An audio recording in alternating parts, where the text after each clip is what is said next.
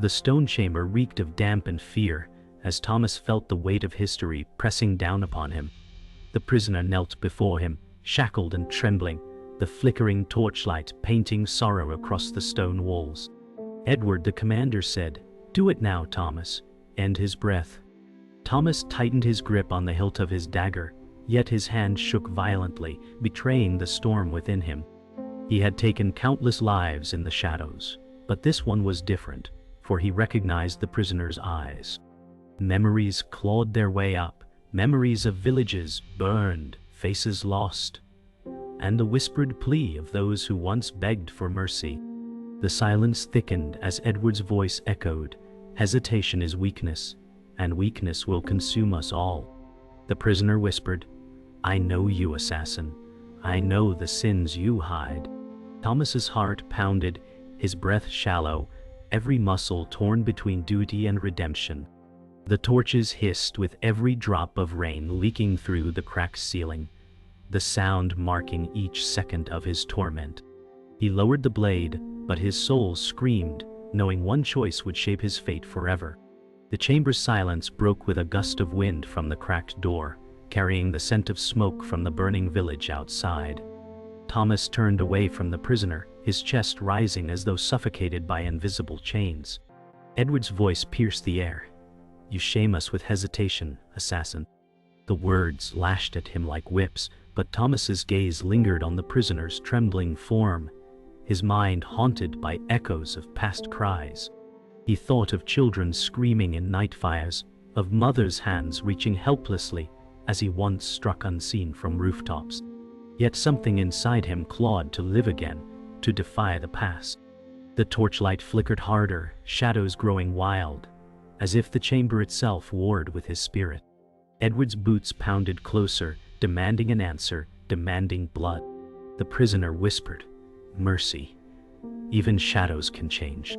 That whisper cut through Thomas deeper than any blade, igniting a conflict fiercer than battle.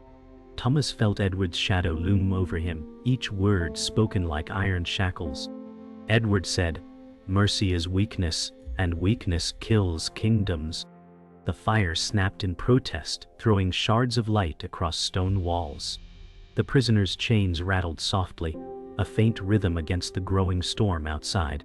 Thomas gritted his teeth, his thoughts a battlefield where past and present clashed with brutal force. His dagger hung at his side, its steel now heavier than 1,000 sins.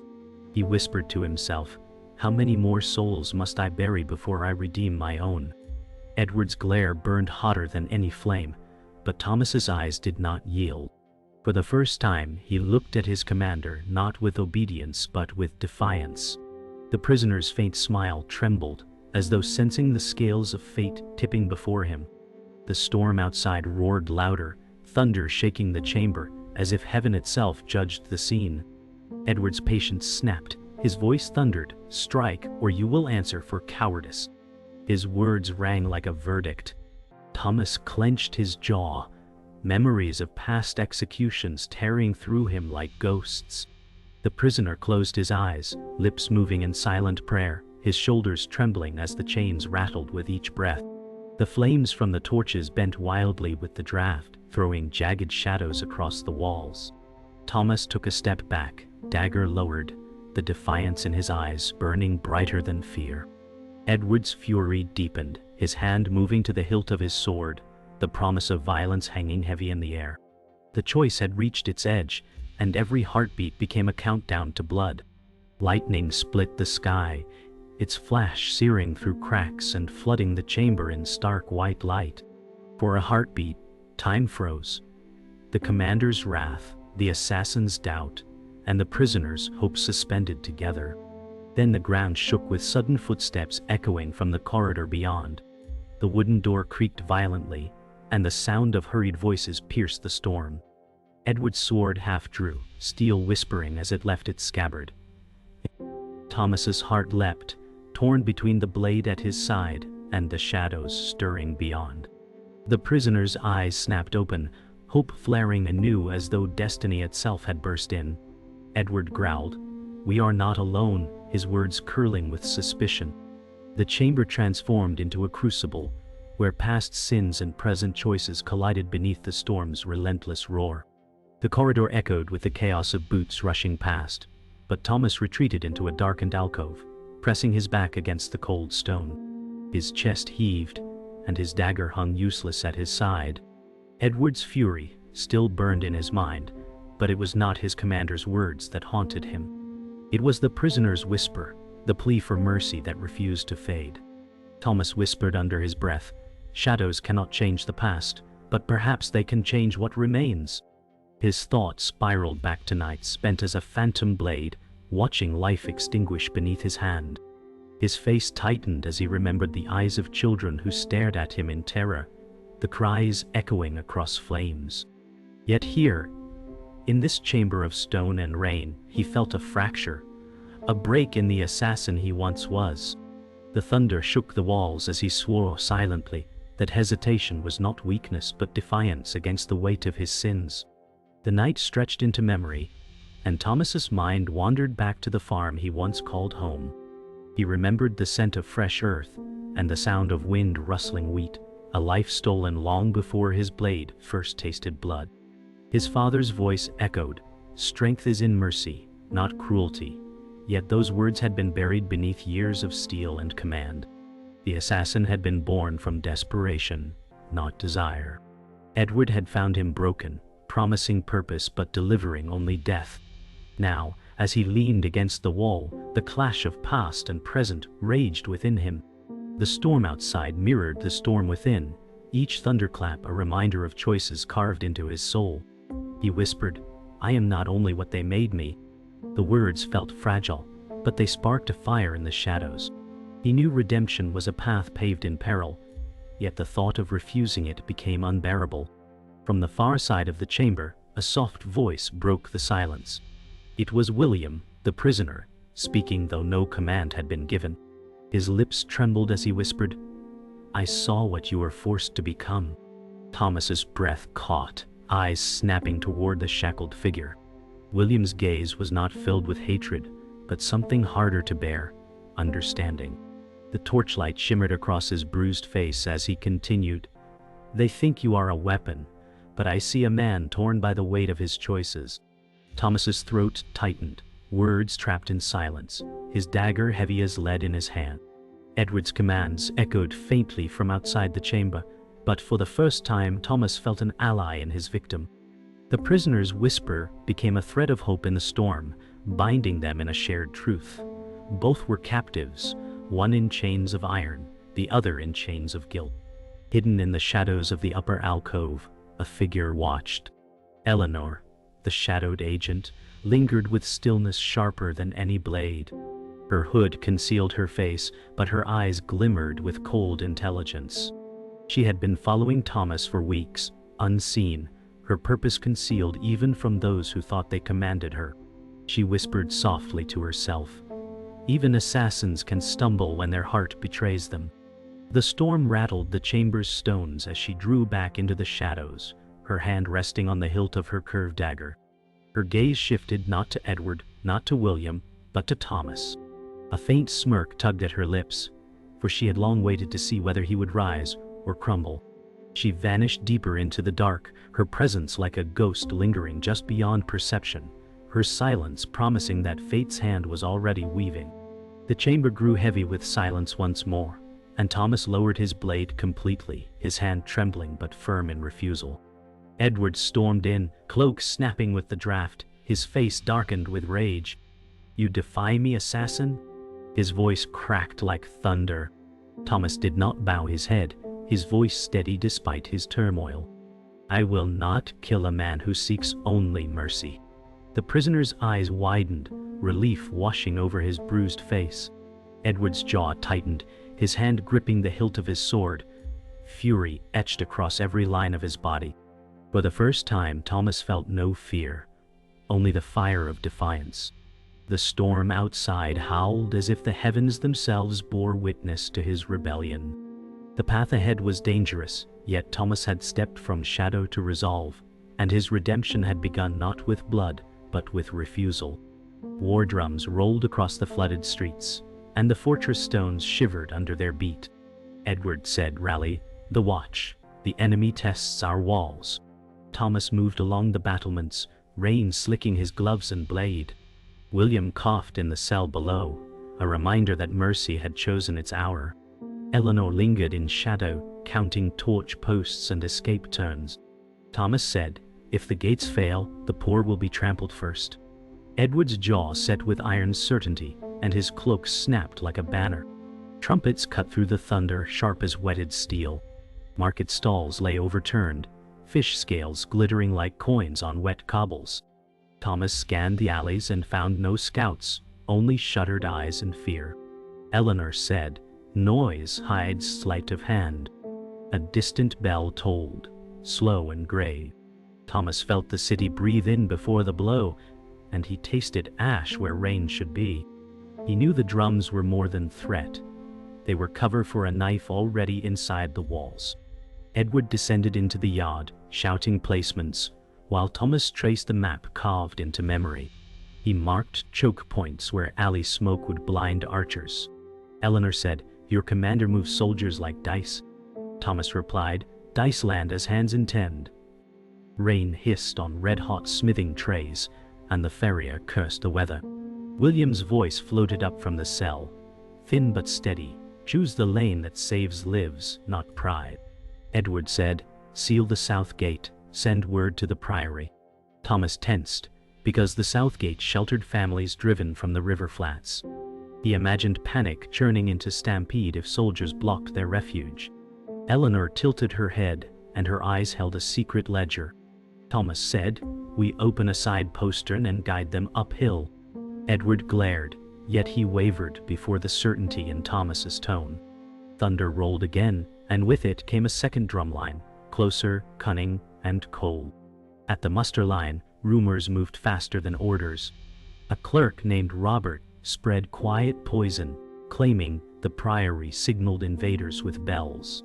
Edward said, "Silence that talk, or I'll find the source."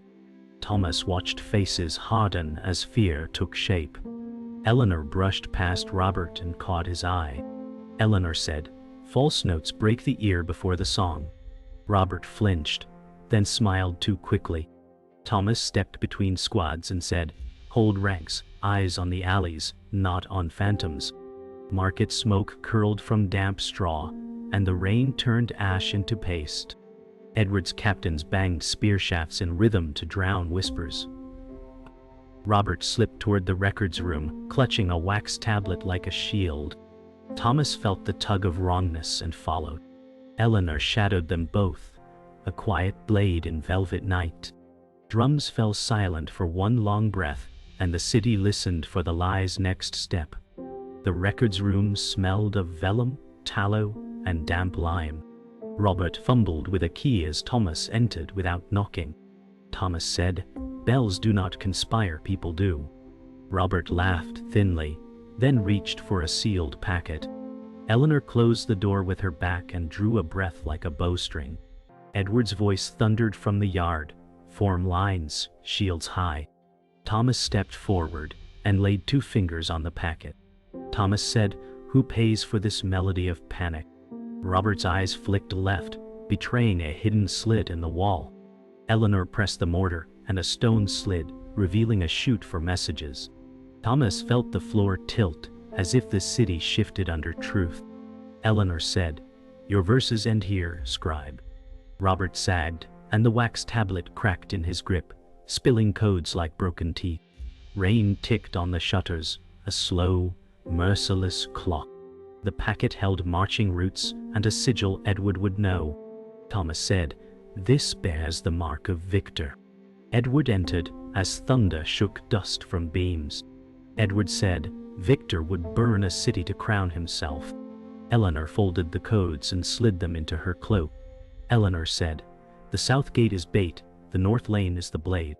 William called from below, "Guard the families, use the churchyard ridge." Thomas pictured the ridge path, narrow and defensible, lit by scattered shrines. Edward's stare softened by a breath, then hardened like quenched steel. Edward said, "We hold the ridge and cut the blade." Thomas nodded, and for once command and conscience stood side by side. Outside, the drums returned with savage clarity. Bells answered, not treacherous but brave. The city rose to meet the storm, and in the clash Thomas felt a road opening that was not paved with corpses.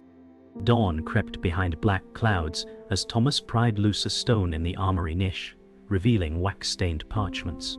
The seal burned like a brand he had seen in nightmares. Edward said, "Name the hand that guides this rot."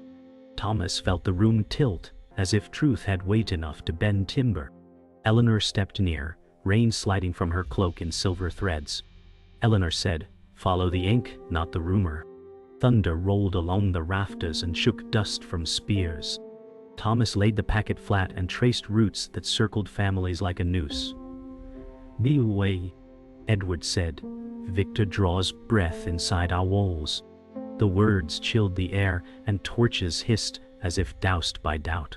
Footsteps passed outside, quick and nervous, like guilt in motion. Thomas closed his eyes and saw streets he knew by scent and blood. He opened them with resolve sharpened to a point. The council chamber gathered like a clenched fist, murmurs snapping at the edges of order. Edward spread the maps and said, "A traitor ferries Victor's whispers." Candles guttered, throwing ragged halos over damp banners. Thomas scanned faces and found mirrors of fear instead of confession. Eleanor said, "Panic cuts quicker than any blade." The clerk Robert lingered by the threshold, ink on his cuffs, eyes fixed on the floor. William's voice drifted from the cells below, thin yet steady, "Judge by paths, not by shadows." Edward's captains stiffened, shields scraping oak as they shifted. Thomas said, "These roots protect soldiers and corner civilians." The chamber stilled, the cruelty of the design speaking louder than accusation. Rain tapped the shutters like a coated drum. Edward said, "Then we follow the ink to the hand that holds the quill." They trailed a thread of red wax through cloisters that smelled of wet lime and tallow. The scriptorium opened like a wound, warm with candles and lies. Robert flinched when he saw them, a sealed packet half-pressed beneath his palm. Thomas said, "Truth stains fingers long after water dries." Eleanor moved behind him with a grace that softened stone. Edward's arrival struck the room like iron. Edward said, "Speak before the seal breathes fire." Robert's lips trembled, and a confession gathered but would not fall. The rain's hiss filled the pauses like an accomplice. Eleanor touched the desk, finding a hidden slit where messages vanished into walls. Thomas felt both pity and fury take root, twined like bramble. The silence sharpened until the packet seemed to bleed light. Robert whispered a name that the storm carried to every ear. Robert said, "Victor holds my family behind his banners," and the words broke like a dam. He laid out the chain of errands, each more cruel than the last. Edward said, "Compulsion excuses fear, not treason." The captain's voice cooled, hammered flat by duty. Eleanor gathered the scattered slips and said, "The design is broader than this room." Thomas looked at Robert and saw a man drowning in orders he could not refuse. William's distant call rose. Mercy turns a blade away from the throat, not away from justice. The torches clawed shadows into long bars across the floor. Thomas said, "We free the family. Then we cut the hand that held them." Edward paused, weighing steel against compassion. The storm outside answered with a peal that rattled every vow in the room. Orders moved like lightning when Edward set his plan. Edward said at dusk, "We strike Victor's keep, first the hostages, then the gate." The chamber breathed again, purpose replacing dread. Thomas mapped a ridge path that shielded families from crossfire. Eleanor said, "The serpent expects anger, not precision." William called, "Guard the weak as if guarding your own heart." The words anchored the room, steady as a bell in storm. Thomas felt the old chill of the assassin's craft, yet another current ran beneath it. He said, "We end this without burning what we vow to protect." Edward met his eyes and nodded, a brief pact forged in rain and resolve. Outside, the clouds thinned to iron gray, and the city held its breath for evening. The march began under a sky torn with bruised clouds, the ridge path slick with rain and mud. Thomas walked at the front, his eyes sharp, guiding the soldiers away from traps he knew Victor would lay. Edward said, "Keep shields high, he waits for us." Eleanor lingered behind, her cloak heavy with hidden codes, her steps too measured for chance. William, dragged along in chains, whispered, "Freedom's weight is heavier than iron." Thomas looked at him and nodded silently, a promise glimmering in his eyes. The torches flickered in the wind, bending as though trying to flee the storm. The city bells rang, not for worship but for warning, their peals broken by distance. Thomas whispered, "This is no march of conquest, but of reckoning." The silence of the soldiers spoke louder than battle cries. The storm above mirrored the storm within, each step pulling them closer to fate's edge. They reached the ridge, and mist swirled low across the shrines of weathered stone. Edward balked, form lines, his voice striking sparks of discipline into weary men. Thomas placed his hand on a shrine, feeling its cold surface steady him. He said, "This ridge shields families below. Hold it, and they live." Eleanor's gaze swept the valley, her eyes calculating, her expression unreadable. William murmured, "Shrines were built for prayers, not blood." His voice trembled, yet carried hope. Edward's captains drove stakes, planting banners against the gray sky. Drums rose from the valley, their rhythm sharp as daggers. The enemy was near, shadows moving in the fog like wolves around a herd. Thomas drew his dagger, its steel catching torchlight in a sharp gleam. He said, "Tonight we fight not for crowns but for breath, for mercy, for the lives we will not forsake." Within the mist, Thomas found a hidden archive among shattered ruins. The parchments bore Victor's crest, maps of tunnels beneath the city. His breath caught as he realized how deep the betrayal ran. Eleanor appeared silently beside him, her cloak brushing the stone. She said, "He has been inside our walls longer than you knew." Edward entered, fury tightening his jaw. Edward said, "The coward bleeds the city from beneath." Thomas clenched the scroll, his voice low. "Then we cut the roots, not just the branches." William, chained, whispered, "Even roots grow back if left in dark soil." The torches spat against the damp air, their flames weak yet unyielding. Thomas's eyes burned with conviction. He said, "Then we burn the soil itself." A silence fell, the mist thick, and in it lay the weight of impossible choices. The mist parted to reveal Robert, dragged before them by Edward's men, his tunic torn and eyes bloodshot. Edward thundered, "Speak of Victor's plan or rot in chains." Robert shook with fear and stammered, "The north lane, he waits there with fire." Thomas stepped forward, his voice cold but steady. "You knew families would burn." Robert wept, clutching his tunic as though it shielded him. Eleanor said, "Fear twisted him into Victor's scribe." William cried, "Then fear must end here." The ridge groaned under thunder as the valley below ignited with distant torches. Thomas said, "He cannot hide behind pawns any longer." Edward raised his sword, yet his eyes flickered with hesitation. Silence cracked the air, broken only by Robert's sobs and the rolling beat of enemy drums. As night deepened, the ridge pulsed with the roar of approaching armies. Edward said, "At dawn we strike, but now we endure." Thomas moved among the soldiers, whispering courage, his presence steady as iron. Eleanor vanished briefly into the mist, reappearing with knowledge of enemy lines. She said, "Victor sets his camp by the northern ridge, but his eyes are already within our walls." William knelt at a shrine, whispering prayers for mercy and strength. The storm thickened, lightning scarring the sky, thunder echoing like war drums. Thomas gripped his dagger and said, "This fight is more than steel. It is the weight of every soul we failed." Edward placed his hand on Thomas's shoulder, a bond forged through fire. The soldiers raised shields, their silhouettes hard against the storm. The ridge became both fortress and altar, waiting for dawn's verdict. The valley thundered with the clash of shields as dawn split the storm clouds. Arrows hissed through the mist, thudding into shields like a deadly rain. Edward raised his sword and roared, "Hold the ridge!" His voice carried through the chaos like iron. Thomas darted between lines, striking swiftly at foes that breached the shield wall. Blood splattered across the mud, mixing with the storm water until the ground ran red. Eleanor appeared at the flank, her cloak snapping in the gale as she whispered commands to hidden scouts. William cried from behind the ranks, "Protect them, the families hide beneath this ridge." The enemy surged, their banners black as night, Victor's sigil gleaming through fog. Thomas said, "This is no ridge. It is a crucible." His blade cut through a soldier, the steel ringing like a tolling bell. The ridge shook with the fury of men and storm alike. The shield wall broke as enemy soldiers forced a wedge, steel scraping on steel, screams piercing the storm.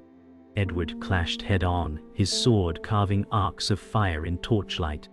Thomas leapt into the breach, blades flashing, each strike driven by ghosts he could not forgive. Eleanor slipped through shadows, her dagger finding throats in silence, unseen yet lethal. William clung to the ridgestones, shouting, "The gate below is unguarded. They move for the families." Thomas's heart seized, his eyes darting to the valley. He bellowed, "Edward, hold the wall. I will stop them." Edward's eyes met his, fierce yet trusting, and he nodded once. The storm screamed, and in it, Thomas felt destiny clawing at him. He plunged down the slope, mud sliding under his boots, chasing the shadows that threatened innocent lives. The torchlit hall of the keep flickered as Thomas stormed inside, his breath ragged, rainwater dripping from his armor. Victor stood waiting, clad in dark steel, etched with cruel lines, his eyes blazing with ambition. Victor sneered, "History remembers victors, not the merciful." Thomas said, "History forgets tyrants drowned in their own blood." Their blades clashed, sparks bursting like stars in the gloom. The hall echoed with the roar of steel, each strike a hammer upon fate. Eleanor slipped through a side arch, her eyes fixed on Victor. Edward followed, his armor battered, but spirit unbroken. William's voice faintly carried from outside, "End it now, before the world burns." The hall became a storm of fury, torches bending in the wind of their battle. Thomas felt every scar on his soul bleed into his strikes, redemption forged in fire. Victor pressed Thomas back, his strikes brutal, his laughter cold. He said, "You think mercy buys redemption? It buys graves." Thomas staggered but planted his foot, eyes blazing. He answered, "It buys a future you will never own." Eleanor darted in, her blade slicing Victor's arm, crimson spraying against stone. Edward roared and struck, his sword slamming Victor's shield aside. The hall shuddered with thunder as William's desperate voice rang louder, "The walls crumble. End this now." Victor's fury ignited, his blade sweeping wide, cutting torches from their brackets, plunging the hall into shadows and sparks. Thomas lunged, his dagger piercing the opening, steel sliding between armor plates. Victor gasped, rage turning to disbelief as blood soaked the floor. The storm outside cracked the sky as fate sealed itself in fire and steel. Victor collapsed to the blood-soaked stone, his blade clattering like thunder's echo. He gasped, "Mercy is a lie," before silence claimed him. Thomas stood above him, chest heaving, his dagger dripping red. Edward lowered his sword, eyes heavy with grief and relief. Eleanor sheathed her blade, her gaze unreadable. William entered, chains clinking, and whispered, "Mercy lived here tonight, even in blood." The hall flickered as broken torches sputtered their last light. Rain poured through the cracks, washing crimson into black pools. Thomas whispered, "Redemption is not won. It is earned, step by step, life by life." The storm eased, thunder rolling into distance as dawn's pale light bled across the horizon. The war was not done, but the serpent had fallen. The assassin had taken a first true step toward becoming more than his sins. The battlefield lay silent, except for the soft hiss of rain washing blood into the earth. Edward stood with weary shoulders, watching soldiers gather survivors from the ridge. Thomas said, "This was no victory, only survival." His voice was low but steady. Eleanor's hood shadowed her eyes as she murmured, The serpent's head is severed, but its coils still choke the land. William knelt among villagers freed from cellars, his chains broken, tears streaming as he whispered, "Freedom tastes of smoke and rain." The sky cleared faintly, dawn's pale gold spilling across shattered banners. Thomas tightened his grip on his dagger, but this time it was sheathed. He whispered, "For the first time, the blade rests." The storm had passed, leaving only broken echoes and fragile hope. The city gates opened slowly, creaking under their soaked timbers, and the people poured out to see the ridge. Their faces carried both terror and awe at the men who had held the storm. Edward raised his sword, but his voice faltered, heavy with sorrow. Thomas walked beside him, silent, eyes tracing the ruined horizon. Eleanor slipped into the crowd, vanishing like smoke between bodies, her role fulfilled yet her allegiance uncertain. William stood tall, no longer in chains, and shouted, "Remember those who stood for mercy, not crowns." His words echoed, striking deeper than any trumpet. Thomas felt the eyes of the people fall on him, but he turned away, unwilling to wear their praise. For him, redemption was not applause but endurance, step by step. Later, within the charred remnants of the council hall, Thomas placed Victor's final sealed packet on the table. Edward leaned heavily on the oak, his breath ragged as he said, "The war is not ended, only delayed." Thomas replied, "Then we fight not with blades alone, but with choices." Eleanor stood near the window, her hood lowered at last, eyes fixed on the smoke rising from the city. She said, "Every choice is a knife, cutting one path free while binding another." William entered quietly, his voice steady, "Let mercy guide the knife, not fear." The hall creaked under the storm's ruin, but a sliver of sunlight pierced through a shattered beam. Thomas looked at it and whispered, "The shadows will always linger, but so will the light."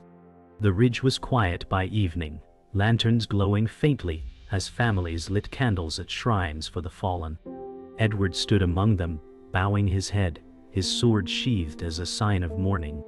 Eleanor drifted like a shadow near the outer wall, her eyes always searching for what lingered beyond. William knelt with children, his voice gentle as he said, "The dead are not forgotten, their courage builds the living." Thomas stood apart, gazing at the horizon where storm and sunlight mingled. He whispered, "I was a blade, but tonight I am something more." For the first time in years, he felt the weight of his dagger lighten, no longer a burden, but a reminder of choice. The wind carried incense and smoke, mingling sorrow and peace. The night drew deep, and Thomas walked alone along the ridge, the storm clouds finally breaking to reveal stars. He carried no torch, only the silence of his own steps. In his hand was a letter, blood-stained from Victor's fall, sealed with broken wax. He placed it gently upon a fresh grave at the shrine, whispering, "May history remember not what I was, but what I chose to be." The wind sighed through the trees, carrying the faint echo of William's words, "Mercy endures." Edward's shadow lingered in the distance, watching but saying nothing.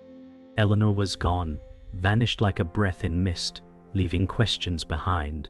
Thomas stood a moment longer, then turned and walked into the darkness, his figure swallowed by the silence of night. The assassin had found redemption not in applause, but in the quiet weight of choice.